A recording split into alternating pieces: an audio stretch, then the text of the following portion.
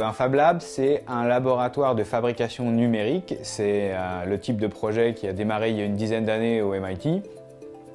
L'idée, c'est de déposer les outils de fabrication numérique entre les mains des utilisateurs et donc de les mettre dans la situation où ils peuvent effectivement fabriquer leurs objets eux-mêmes dans un Fab Lab.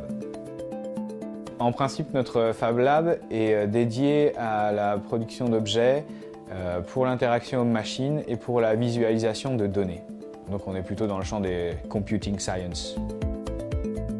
Le réseau des Fab Labs qui se constitue sur le plateau de Saclay, il est encore assez informel, mais on sait qu'il y a un certain nombre d'initiatives qui sont en cours parce que je participe à un groupe de travail porté par la FCS, donc la fondation du campus de Paris-Saclay. Donc il y a un certain nombre d'initiatives qui sont à la fois au niveau de l'université de Saint-Quentin-en-Yvelines, d'une école qui s'appelle l'Estaca. Ensuite, évidemment, pour ceux qui existent déjà, il y a le 503 qui fait partie de l'Institut d'optique.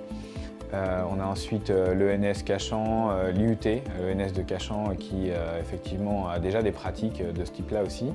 On a aux Ulysse aussi un Fab Lab mobile qui a été mis en place.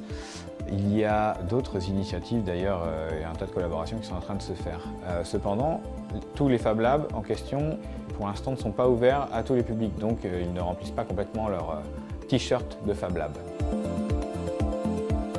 Les forces de ce réseau de Fab Lab ou d'Innovlab, si on peut utiliser un autre terme pour décrire des Fab Labs qui ne sont pas encore tout à fait des Fab Labs, c'est cette dimension territoriale et programmatique, c'est-à-dire qu'il y a un certain nombre d'installations qui sont en train d'être construites, il y a un maillage, il y a un réseau qui va permettre à des gens, notamment moi et d'autres Fab Labs, de partager des publics.